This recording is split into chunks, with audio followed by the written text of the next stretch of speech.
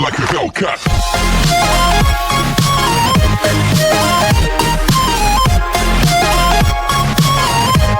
अभी तक हमने देखा कि बाघा जब जैसी अपने वर्क प्लेस आई तो वहाँ उससे मिलने मिस ओहिन आई हुई थी, इसलिए बाघा उन्हें अपने साथ अलग में बात करने के लिए लाई, जहाँ मिस ओहिन ने बताया कि प्रेसिडेंट ना ने बहुत मुश्किल से हैजुन को सेकंड चांस दिया है यूएस जाकर स्टडी पूरी करने का एंड 2 साल में वापस आकर उनकी पोजीशन लेने का, मगर हैजुन यूएस जाने से मना कर रहा है सिर्फ तुम्हारी वजह से।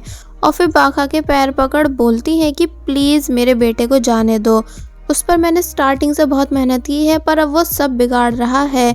तो ये सुन पहले बाघा ने उन्हें उठाया और बताती है कि आप जैसा सोच रही हो वैसा कुछ नहीं, यानी मैंने हैजुन को यूएस जाने से बिल्कुल मना नहीं किया एंड अब मैं और ज़्यादा कोशिश करूँगी उसे खुद से दूर करने की, जिसके लिए फिर चाहे मुझे बुरा ही क्यों ना बनना पड़े, क्योंकि मैं भी हैजुन का भला चाहती हूँ। तो ये सुन मिस ओहिन काफ़ी ज़्यादा खुश हुई, मगर जब कार में बैठ वहाँ से जा रही थी तो बोलती है कि मैंने कभी नहीं सोचा था कि मुझे हैजुन के खातिर इस बाघा के पैरों में गिरना पड़ेगा, पर चलो जो भी हो मैं ये सब हैजुन के लिए कर रही हूँ। कि तभी उनके पास किम की कॉल आई, जो कि जब जैसी बताता है कि बोर्ड कैप्टन बाघा के साथ मिला हुआ था, यानी पैसों का ब्रीफ केस बाघा के पास है, जो कि अब सब जान चुकी है कि हमने कांग को कैसे फ्रेम किया था। तो ये सुन मिस ओहिन हैरान रह गई। अब थोड़ी बहुत देर के बाद जब जैसे हैजुन बाघा से मिलने आया तो तब बाघा हैजुन को इग्नोर करना शुरू कर देती है। हैजुन पूछता है कि तुम ऐसा क्यों कर रही हो, और फिर जब जैसे बताने लगा कि मेरी फैमिली मुझे यूएस भेजना चाहती है, पर अगर तुम मुझे रोकोगी तो मैं नहीं जाऊँगा, इसलिए प्लीज़ बाघा बस एक बारी ये बोल दो कि तुम मुझसे दूर नहीं होना चाहती, इस टाइम मैं सच में सीरियस हूँ। मगर बाघा पूछती है कि भला मैं क्यों तुम्हें रोकूं, यानी हम दोनों के बीच रिश्ता ही क्या है, यानी मैंने तुम्हें कई बार समझाया कि मैं तुम्हें बिल्कुल इंटरेस्टेड नहीं, पर शायद तुम्हें मेरी बात समझ नहीं आती। हैजुन हैरानी से कहता है कि पर आखिर क्यों तुम मुझे एक्सेप्ट नहीं कर सकती। तो तब बाघा ने जवाब दिया, इसलिए क्योंकि मेरे दिल और दिमाग में आज भी सिर्फ कांग है, जिसका केस सॉल्व करना मेरे लिए तुमसे ज़्यादा इम्पोर्टेंट है, इसलिए प्लीज़ मेरा टाइम वेस्ट मत करो और यहाँ से जाओ, मुझे सच में तुम्हारी शक्ल नहीं देखनी। और फिर तक है जब जैसी वहाँ से चली गई तो तब उसकी बातें सुनने के बाद हैजुन को काफ़ी ज़्यादा बुरा फील हुआ, या ये कहो हैजुन का यहाँ काफ़ी बुरी तरह दिल टूट जाता है।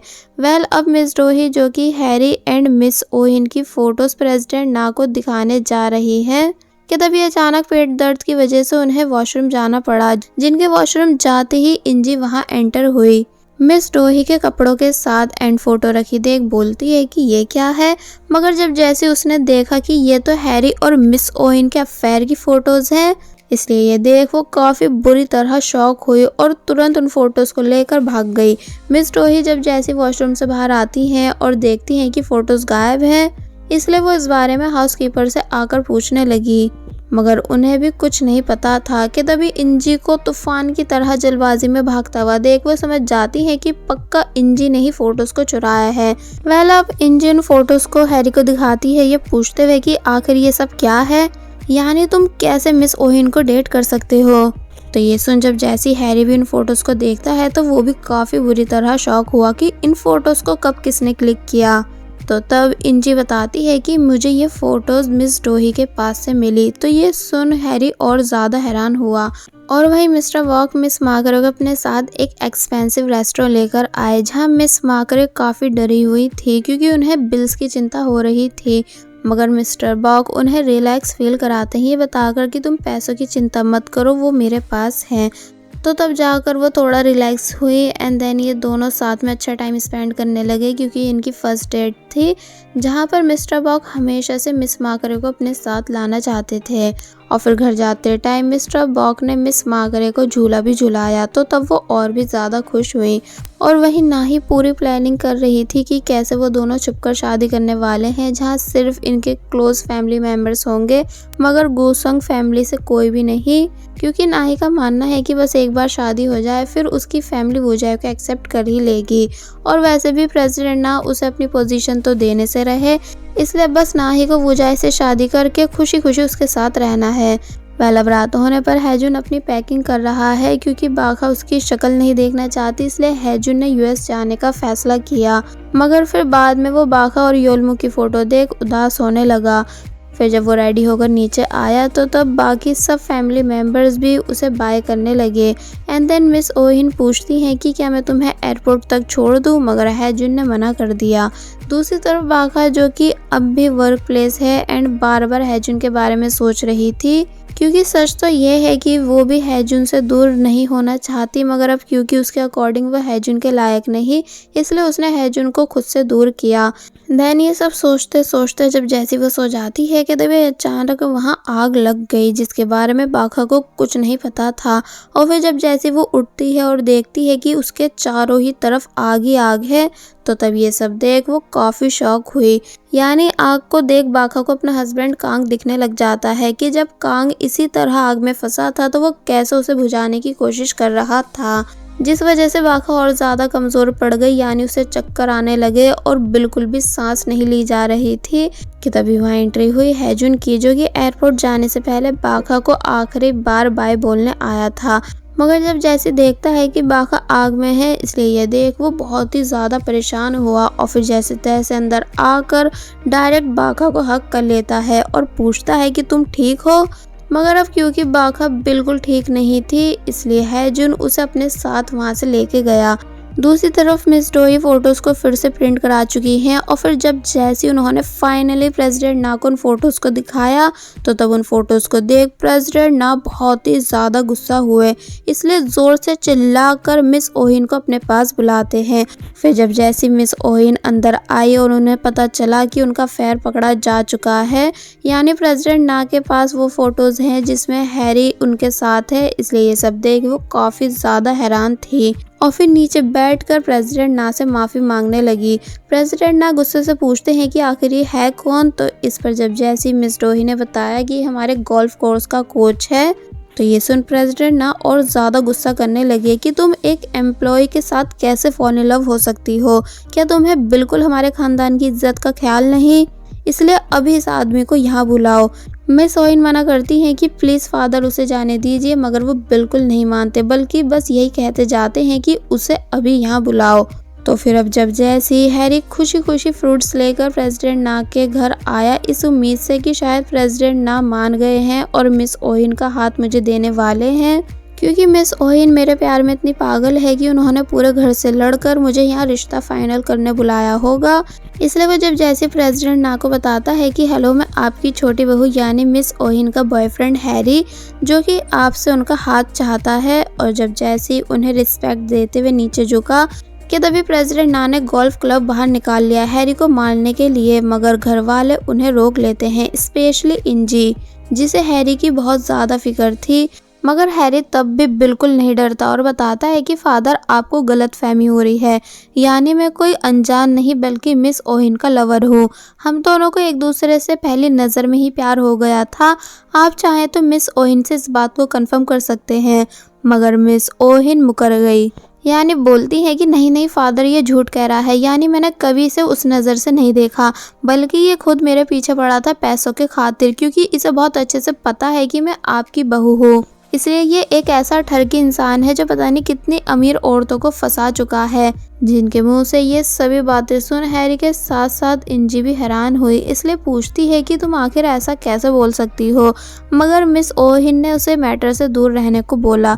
हैरी पूछता है कि क्या सच में तुम मुझे अपनी फैमिली के सामने एक्सेप्ट करने से इनकार कर रही हो, जबकि तुम्ही ने मुझसे हम दोनों के रिलेशन को सीक्रेट रखने को कहा था जब तक कि तुम्हारा बेटा हैजुन प्रेसिडेंट नहीं बन जाता। तो ये सुन वो बहुत ज़ोर से चिल्लाई कि अपना मुंह बंद कर, यानी तू सोच भी कैसे सकता है कि मैं तुझ जैसे को लव करूंगी, घटिया बैकग्राउंड वाले गरीब इंसान, यानी तू खुद पैसों की वजह से मेरे पीछे आया। जिनको इतने रूड वे में बोलते देख मिस डोही भी हैरान रह गई, इसलिए कहती हैं कि बस अब तुम कुछ ज़्यादा ही बोल रही हो। मगर मिस ओहिन रुकती नहीं, क्योंकि उन्हें कैसे भी करके प्रेसिडेंट ना के सामने खुद को निर्दोष साबित करना है। इसलिए प्रेसिडेंट ना से प्रॉमिस करती हैं कि अब वो फिर दोबारा ऐसी गलती नहीं करेंगी, इसलिए प्लीज़ उन्हें माफ़ कर दिया जाए। प्रेसिडेंट ना को भी लगने लगा कि हाँ सच में ओहिन अपनी जगह ठीक है, इसलिए वो हैरी को चुपचाप घर से निकलने को बोलते हैं, ये कहकर कि अभी निकल जाओ यहाँ से वरना मैं पुलिस को बुला लूँगा। तो तब खुद की इतनी ज़्यादा बेइज्जती कराने के बाद हैरी चुपचाप वहाँ से चला गया, क्योंकि उसने बिल्कुल एक्सपेक्ट नहीं किया था कि मिस ओहिन मुकर जाएंगी। फिर जब जैसे वो बाहर आया तो इंजी हैरी को बैक हक कर चुप कराने लगी, क्योंकि उसे हैरी के बारे में इतना सब सुनने के बाद बिल्कुल अच्छा फील नहीं हो रहा था। हैरी वैसे तो चुप था कि तभी अचानक सोचता है कि मगर इंजी इतने क्लोज क्यों हो रही है। इंजी भी एकदम होश में आकर तभी पीछे हो गई एंड देन हैरी वहाँ से चला गया। अब नेक्स्ट सीन में हम बाका को हॉस्पिटल में देखते हैं, जहाँ डॉक्टर बताते हैं कि ज़्यादा स्मोक बॉडी के अंदर जाने की वजह से बाका को ऑक्सीजन प्रॉब्लम हो गई है, इसलिए इन्हें आज एक रात यहीं रुकना होगा। तो तब हैजुन ने ये बात मिस माकरे को भी कॉल करके बता दी कि बाका आज वापस घर नहीं आएगी, क्योंकि वो हॉस्पिटल में है, क्योंकि उसके वर्क प्लेस पे आग लग गई थी। मिस माकरे ये बात जानकर हैरान हुई, इसलिए पूछती हैं कि बाका को कुछ हुआ तो नहीं, मगर जब हैजुन ने बताया कि नहीं यानी वो ठीक है, तो ये सुन मिस माकरे को सांस आई। दूसरी तरफ नाही जब जैसी वोजाई को नाकवन के बाहर छोड़ने आई तो वो उससे जिद करने लगा कि वो प्लीज अंदर आकर उसकी फैमिली से मिले, जिसके बाद नाही ने ऐसा ही किया, यानी वो नाकवन के अंदर आकर सभी से बहुत प्यार से बात करने लगी एंड अपना इंट्रोडक्शन भी देती है। तो तब उसे सुन सभी लोग नाही से खुश थे और वहीं मिस ओहिन गुस्से में मिस डोही के रूम आकर उन्हें बहुत बुरी तरह मारने लगी, क्योंकि मिस डोही ने प्रेसिडेंट ना को उनके अफेयर के बारे में बताया। तो इस पर मिस डोही कहती हैं कि तुम शुक्र करो कि वो सब फोटोज मैंने प्रेसिडेंट ना को हैजुन के जाने के बाद दिखाई, सोचो अगर हैजुन भी उन फोटोज को देखता तो क्या होता। तो तब मिस ओहिन मिस डोही को और ज़्यादा मारने लगी, ये बोलकर कि क्या अब इस चीज़ के लिए मैं तुझे थैंक्स कहूँ। इंजी इन दोनों के बीच आकर इन्हें रोकने की बहुत कोशिश करती है, मगर वो खुद फिर से इन दोनों से पिटने लगी। अब हॉस्पिटल में जब जैसी बाका को होश आया तो हैजुन उसके ठीक सामने था, इसलिए वो हैरानी से पूछती है कि क्या तुम एयरपोर्ट नहीं गए, यानी कहीं तुम्हारी फ़्लाइट मिस तो नहीं हो गई। तो इस पर हैजुन ने बताया कि हाँ फ़्लाइट मिस हो चुकी है, मगर मैं खुश हूँ कि आज मैं तुम्हारी जान बचा पाया। तो तब बाका हैजुन को थैंक्स करने लगी। हैजुन बोलता है कि क्या बस थैंक्स, कि क्या सच में तुम्हें मेरी ज़रूरत नहीं, यानी क्या तुम सच में मुझसे दूर होना चाहती हो। तो तब बाका बातों को काफ़ी घुमाने के बाद फाइनली एक्सेप्ट कर ही लेती है कि उसे हैजुन के साथ रहना है। यानी सच तो ये है कि वो भी हैजुन को मिस करती है जब जब हैजुन उससे दूर चला जाता है, इसलिए वो और अपनी फीलिंग्स को हाइड करके नहीं रह पाएगी। हैजुन खुश होकर पूछता है इसका मतलब तुम इस बात से एग्री करती हो कि मैं हमेशा तुम्हारे साथ रहूं। तो इस पर जब जैसी बाका ने हाँ में जवाब दिया तो ये सुन हैजुन और भी ज़्यादा खुश होने लगा कि चलो फाइनली बाका ने उसे हाँ करी। दूसरी तरफ मिस ओइन हैजुन के फोटो को देखते हुए कहती हैं कि आज उन्होंने हैरी को धोखा हैजुन की वजह से दिया, क्योंकि उन्हें कैसे भी करके अपने बेटे हैजुन को गूसंग कंपनी का प्रेसिडेंट बनाना है। तो वही हैजुन भी अपनी मॉम का नंबर देख परेशान था कि अब वो कैसे अपनी मॉम को बताए कि वो यूएस नहीं गया है, मगर बता नहीं पाता। अब नेक्स्ट सीन में बाका सुबह सुबह हैजुन के साथ वापस नाकवन आई और अब क्योंकि हैजुन ने ब्रेकफास्ट नहीं किया था इसलिए मिस माकरे उसे ब्रेकफास्ट ऑफर करती हैं, जिस चीज़ के लिए वो खुशी खुशी मान गया। देन ये सभी साथ में बैठकर ब्रेकफास्ट करने लगे, जहाँ हैजुन फर्स्ट टाइम मिस माकरे का हाथ का खाना टेस्ट कर उनकी बहुत ज़्यादा तारीफें कर रहा था। तो तब वो हंसकर उसे ऐसा करने से मना करने लगी। हैजुन बोलता है नहीं सच में, यानी आपका बनाया हुआ ब्रेकफास्ट 5 स्टार होटल से भी अच्छा है, आप बाका से पूछ सकती हो, मैं कभी झूठ नहीं बोलता। तो तब बाका बहुत प्यार से हैजुन की हाँ में हाँ मिलाने लगी कि हाँ हैजुन कभी झूठ नहीं कहता। जिन दोनों को ऐसे साथ में बातें करते देख सब खुश थे एंड समझ जाते हैं कि पक्का इन दोनों के बीच कुछ चल रहा है।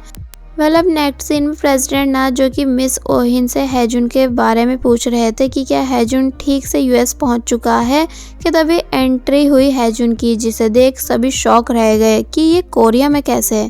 मिस ओहिन काफ़ी ज़्यादा परेशान होने लगी कि तुम यूएस क्यों नहीं गए।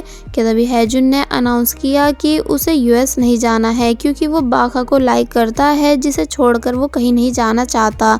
तो ये सुन सभी लोग और ज़्यादा हैरान हुए, स्पेशली प्रेसिडेंट ना। इसलिए चिल्लाकर पूछते हैं कि क्या तुम पागल हो गए हो, यानी जैसी माँ वैसा बेटा, तुम उस लड़की के खातिर हम सभी के अगेंस्ट हो रहे हो।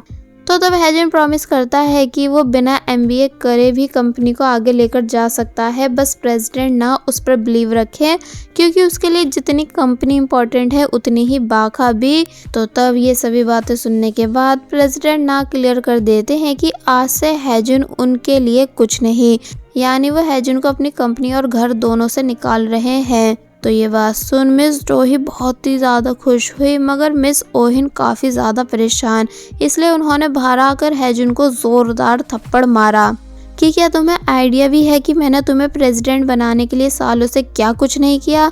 तो इस पर हैजुन जवाब देता है कि क्या आपने मुझे सिर्फ गूसंग होटल का प्रेसिडेंट बनाने के लिए पैदा किया था, यानी आप क्यों मेरी खुशी के बारे में नहीं सोचती।